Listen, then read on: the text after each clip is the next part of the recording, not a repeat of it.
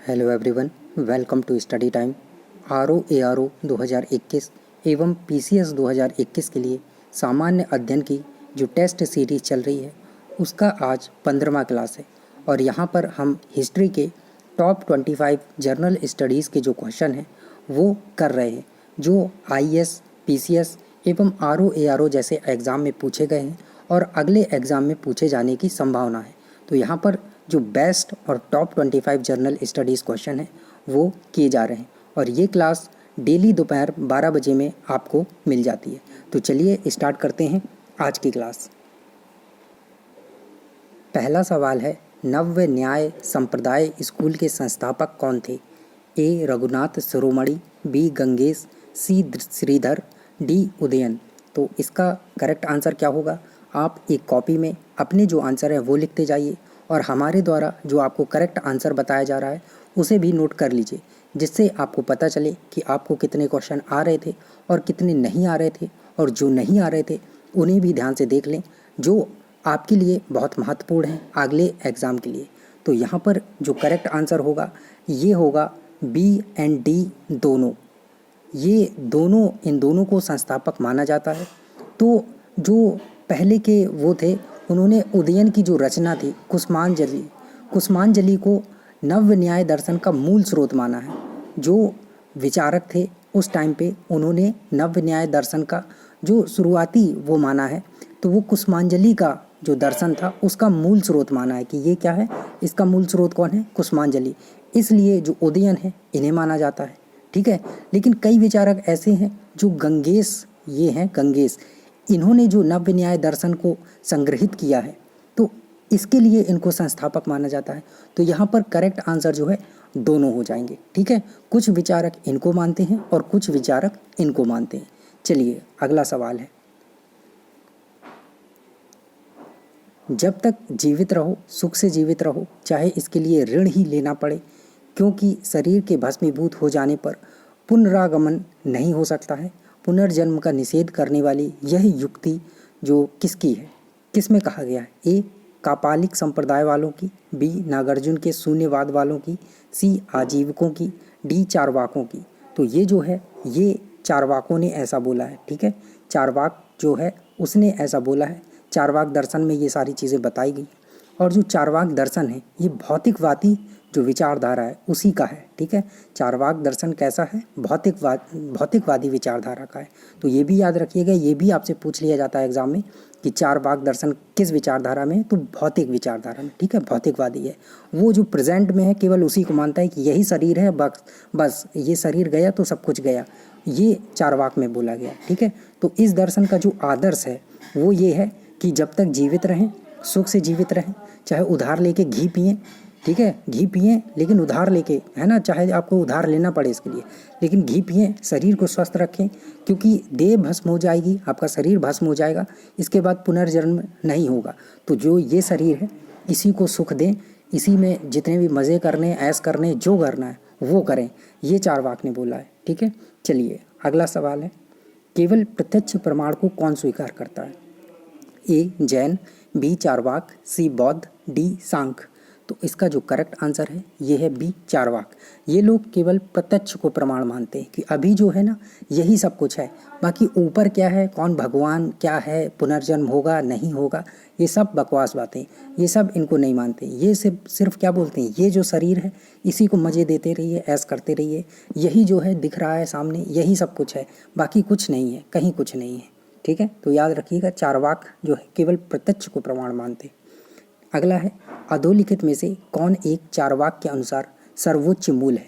इनका जो मेन है कि ये इनमें से सबसे अच्छा किसे मानते हैं? A. धर्म, B. अर्थ, C. काम, D. मोक्ष, C. भक्ति। तो ये किसे मानते हैं? तो ये मानते हैं C. काम को। काम मतलब समझ रहे होंगे सेक्स।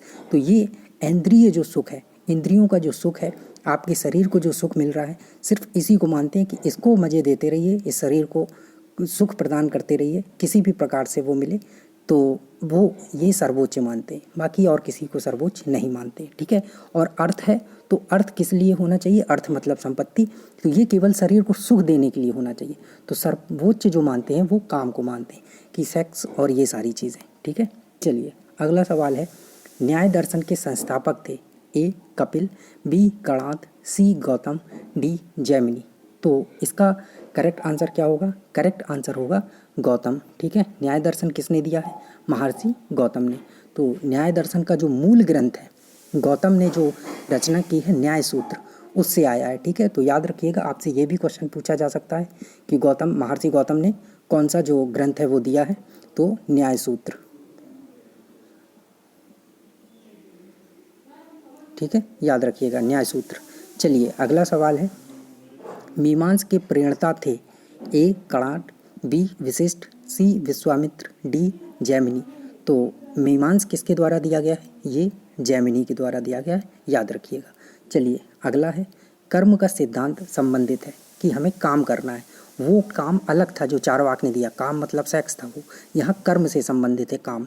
तो ए न्याय से, बी मीमांस से, सी वेदांत से, डी वैशेषिक से। तो यहाँ पर जो करेक्ट आंसर होगा, कर्म का सिद्धांत किसने दिया है? तो ये मीमांस में दिया गया है कि अपना कर्म करते चलिए। तो इससे पूर्व जो मीमांस था, जो पूर्व मीमांस था, कर्म मीमांस है, धर्म मीमांस है, ये भी सब कहते हैं मीमांस को। ठीक है, तो कर्म का सिद्धांत जो है इसे पूर्व मीमांस, कर्म मीमांस, धर्म मीमांस, ये सब चीज़ें भी कहते हैं। ठीक है, तो याद रखिएगा।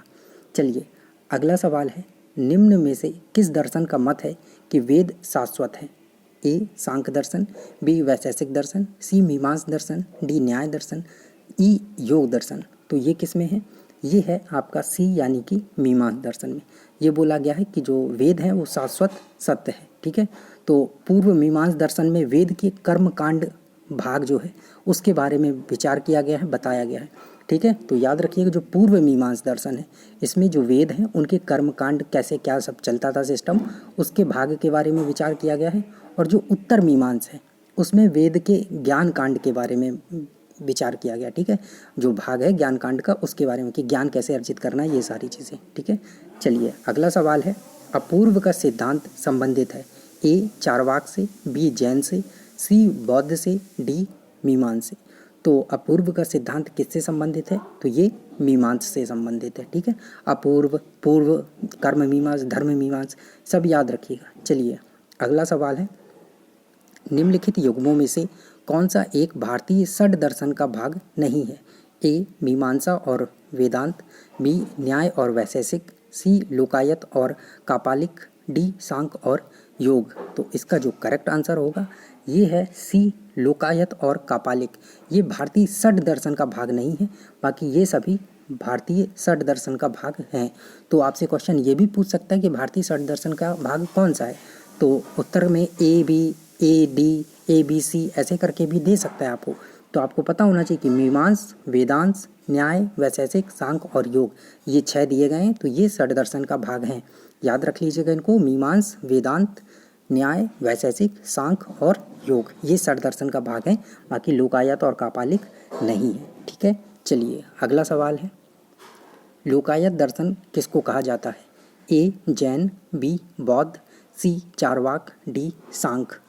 तो इसका जो करेक्ट आंसर है ये है चारवाक। ठीक है, लोकायत दर्शन किसको कहा जाता है? चारवाक। तो चारवाक को ही लोकायत दर्शन कहा जाता है, ये भी याद रखिएगा। चलिए अगला सवाल है, अद्वैत दर्शन के संस्थापक हैं? ए शंकराचार्य, बी रामानुजाचार्य, सी Madhavacharya, D Mahatma Buddha, D E इनमें से कोई नहीं। तो इसका करेक्ट आंसर क्या होगा? करेक्ट आंसर होगा ए शंकराचार्य। ठीक है, ये अद्वैत दर्शन के संस्थापक हैं, याद रखिएगा। एग्जाम में अक्सर ऐसे क्वेश्चन पूछे जाते हैं कि अद्वैत दर्शन के संस्थापक कौन है? तो शंकराचार्य। ठीक है, चलिए और भी आपको पता होना चाहिए कि जो अद्वैत दर्शन है ये तो शंकराचार्य है। जो द्वैतवाद है ये किसके द्वारा दिया गया है? तो ये माधवाचार्य के द्वारा दिया गया है। ठीक है, द्वैतवाद माधवाचार्य के द्वारा। ठीक है, अद्वैत शंकराचार्य, द्वैत केवल द्वैत कर देंगे इतना, द्वैतवाद का दर्शन या सिद्धांत माधवाचार्य के द्वारा दिया गया है। विशिष्टाद्वैत, इसी द्वैत के आगे विशिष्ट लगा देंगे तो विशिष्टाद्वैत, ये रामानुजाचार्य के द्वारा दिया गया है। तो ये चीज़ें भी याद रखिएगा। ठीक है, चलिए अगला सवाल है, प्रच्छन्न बौद्ध किसे कहा जाता है? ए शंकर, बी कपिल, सी रामानुज, डी पतंजलि। तो इसका जो करेक्ट आंसर है ये है शंकर। शंकर मतलब शंकराचार्य। ठीक है, तो बौद्ध धर्म की इन्होंने कई जो संकल्पनाएं थी उनको अपने दर्शन में शामिल किया है, इसी कारण इन्हें प्रच्छन्न बौद्ध भी कहा जाता है। तो ये चीज़ याद रखिएगा, ठीक है। इन्होंने जो अपना दर्शन दिया है, ठीक है, कौन सा दर्शन था अभी पिछले क्वेश्चन में बताया आपको, कमेंट सेक्शन में आप बताइए। तो इन्होंने बौद्ध की कुछ संकल्पनाएं थी उनको अपने दर्शन में शामिल किया, इसलिए इनको प्रच्छन्न बौद्ध बोला जाता है। चलिए अगला सवाल है, निम्नलिखित में से अद्वैत वेदांत के अनुसार किसके द्वारा मुक्ति प्राप्त की जा सकती है? ए ज्ञान से, बी कर्म से, सी भक्ति से, डी योग से, ई इनमें से कोई नहीं।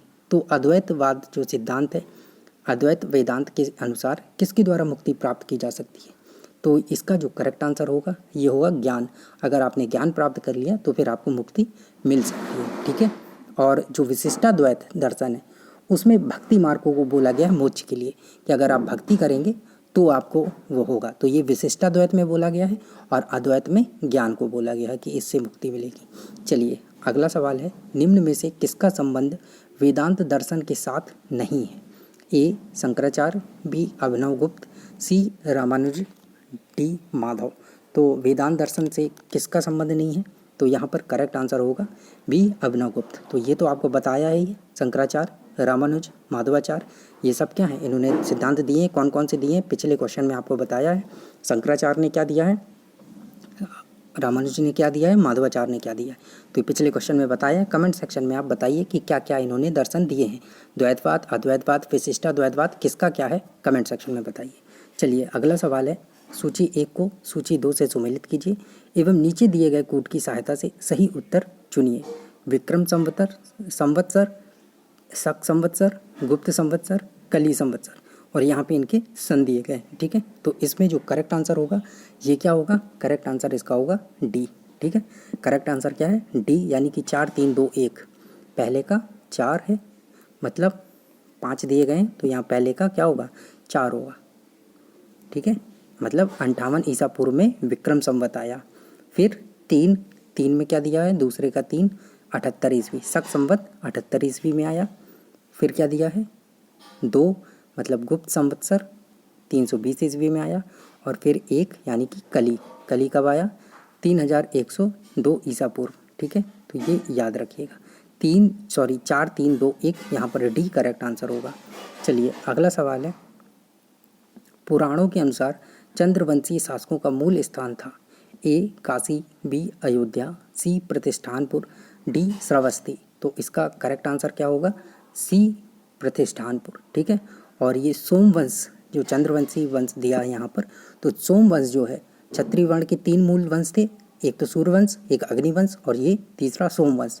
तो इनमें से एक जो है क्या है, सोमवंश है, ठीक है। तो उसी के बारे में यहाँ पे बात की गई है। तो उनका क्या था, प्रतिष्ठानपुर, ठीक है। जो राजधानी थी वो थी। त्रेता युग में जो इनका स्थान था, राजधानी थी, वो प्रयाग थी। तो ये भी याद रखिए कि आपसे पूछ सकता है कि त्रेता युग में कब थी, तो प्रयाग थी। और द्वापर युग में जो है प्रतिष्ठानपुर जो है, मतलब कि प्रतिष्ठानपुर जो झूसी इलाहाबाद है वहाँ पे राजधानी स्थापित कर दी। तो द्वापर युग में प्रतिष्ठानपुर झूसी में इलाहाबाद के पास, और जो त्रेता युग था वहाँ पे प्रयाग में, द्वापर में झूसी में। तो ये याद रखिएगा। चलिए अगला सवाल है, हर्ष के समय की सूचनाएं किसकी पुस्तकों में निहित हैं, कौन बताता है? ए हरिशेन, बी कल्हण, सी कालिदास, डी इनमें से कोई नहीं। तो यहाँ पर जो करेक्ट आंसर है ये है बी कल्हण। लेकिन हर्ष के बारे में जो सबसे ज़्यादा सूचनाएं मिलती हैं वो हमको हर्षचरित से मिलती हैं, जो कि बाण भट्ट की रचना है, ठीक है। इनके दरबारी कवि थे, हर्ष के दरबारी कवि कौन थे, बाण भट्ट। तो इनका नाम याद रखिएगा, बाण भट्ट। इनकी जो रचना है हर्षचरित, ठीक है, हर्षचरित, इसी में सब कुछ हमें जानकारी मिलती है हर्ष के बारे में। लेकिन ऑप्शन में तो ये दिया नहीं गया है, तो ऑप्शन में कल्हण दिया गया है। तो कल्हण की जो राज तरंगिणी है, ठीक है, इनकी भी याद रखिएगा, रचना का नाम क्या है, राज तरंगिणी, ठीक है। इनकी जो रचना है राज तरंगिणी, इसमें भी हर्ष के बारे में थोड़ी बहुत जानकारी दी गई है। इसलिए यहाँ पर जो करेक्ट आंसर है वो राज तरंगिणी हो जाएगा, कल्हण हो जाएगा। इनकी रचना राज तरंगिणी में सारी चीज़ें बताई गई हैं हर्ष के बारे में थोड़ी बहुत, ठीक है। तो करेक्ट आंसर अगर होता तो वो हर्षचरित होता बाण भट्ट का, लेकिन ऑप्शन में नहीं है। चलिए अगला सवाल है, हर्षचरित नामक पुस्तक किसने लिखी है? तो आपको पिछले क्वेश्चन में ही बता दिया गया है कि किसने लिखी है। आर्यभट्ट ने, बाणभट्ट ने, विष्णुगुप्त ने, परिमल गुप्त ने। तो पिछले क्वेश्चन में आपको बताया कि ये रचना किसकी है? बाणभट्ट की है। ठीक है। और वर्धन वंश के इतिहास के जो प्रमुख स्रोत हैं वो क्या है? हर्षचरित है। वर्धन मतलब हर्षवर्धन और ये तो जितने भी वर्धन वंश के राजा हुए हैं तो उनके इतिहास के बारे में जो मेन स्रोत है वो यही है, हर्षचरित। ठीक है।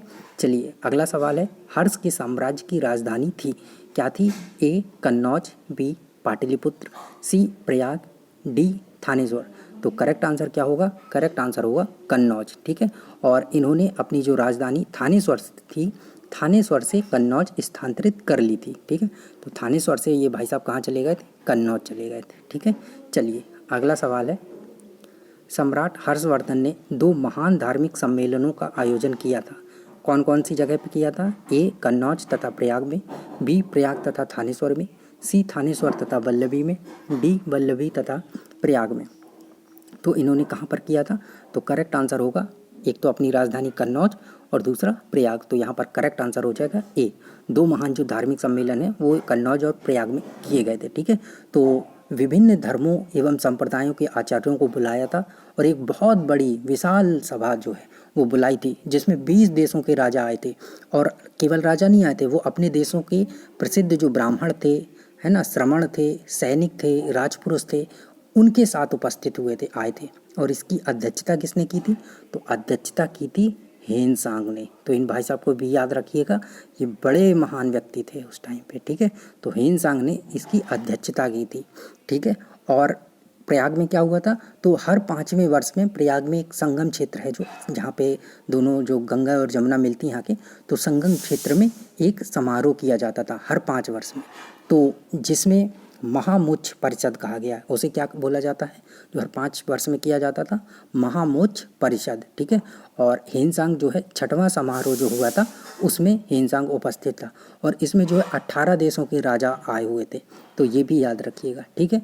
चलिए अगला सवाल है, नर्मदा नदी पर सम्राट हर्ष के दक्षिणवर्ती अग्रगमन को रोका है। तो जो हर्ष थे वो दक्षिण की तरफ जा रहे थे युद्ध जीतते हुए और अपना साम्राज्य फैलाते हुए, तो किसने रोका था नर्मदा नदी पर?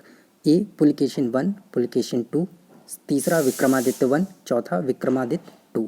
तो करेक्ट आंसर क्या होगा? करेक्ट आंसर होगा पुलकेशिन 2। ठीक है। पुलकेशिन 2 ने नर्मदा नदी के पास जो हर्ष थे उनको युद्ध में हरा दिया था।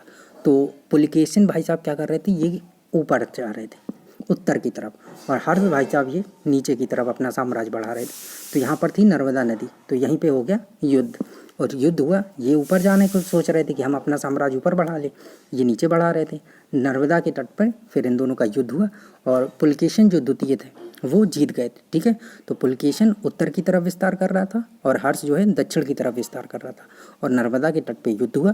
पुलकेशिन द्वितीय जो थे वो भाई साहब जीत गए। और पुलकेशिन, ये जो जानकारी है हमें कहाँ से मिलती है? तो पुलकेशिन 2 का जो ऐहोल प्रशस्ति है, ठीक है, उससे जानकारी मिलती है। और दूसरा जो ह्वेनसांग का विवरण है उससे भी जानकारी मिलती है, क्योंकि ह्वेनसांग भाई साहब तो इस टाइम पे यहीं पे थे। ठीक है। तो इनसे हमें जानकारी मिलती है कि ये सिस्टम हुआ था, युद्ध हुआ था। ठीक है। और ये जो पुलकेशिन 2 है ये चालुक्य वंश के राजा थे। ठीक है। चलिए अगला सवाल है, चालुक्य शासक पुलकेशिन की हर्ष पर विजय का वर्ष था और ये जो युद्ध हुआ था ये किस वर्ष हुआ था? तो करेक्ट आंसर हो 612, 618, 622 ईस्वी, 634। तो करेक्ट क्या होगा? बी 618 ईस्वी में ये युद्ध हुआ था। ठीक है। चलिए अगला सवाल है, कवि बाण निवासी था, कहाँ का निवासी था? ए पाटलिपुत्र का, बी थानेश्वर का, सी भोजपुर का, डी उपरोक्त में से कोई नहीं। तो जो बाणभट्ट था ये कहाँ का था? तो यहाँ पर कोई करेक्ट आंसर नहीं होगा। करेक्ट आंसर जो होगा प्रतिकूटा, एक गांव है बिहार में। ठीक है। तो वहाँ का था ये। ठीक है। तो ये याद रखिएगा, प्रतिकूट या प्रतिकूटा, ये गांव का नाम था बिहार में जो था। तो अगर बिहार ऑप्शन दिखता है तो बिहार करेक्ट होगा, या प्रतिकूटा आपको गांव दिखता है तो वो करेक्ट आंसर होगा। यहाँ पर इनमें से कोई नहीं होगा। तो ये थे आज के हमारे 25 महत्वपूर्ण क्वेश्चन, जो कि आपके आरओ एआरओ एग्ज़ाम के लिए और पीसीएस एग्ज़ाम के लिए बहुत महत्वपूर्ण है। तो थैंक यू, मिलते हैं नई वीडियो के साथ, नई क्लास के साथ। और अगर आपका कोई सजेशन है तो कमेंट सेक्शन में आप बता सकते हैं। Thank you.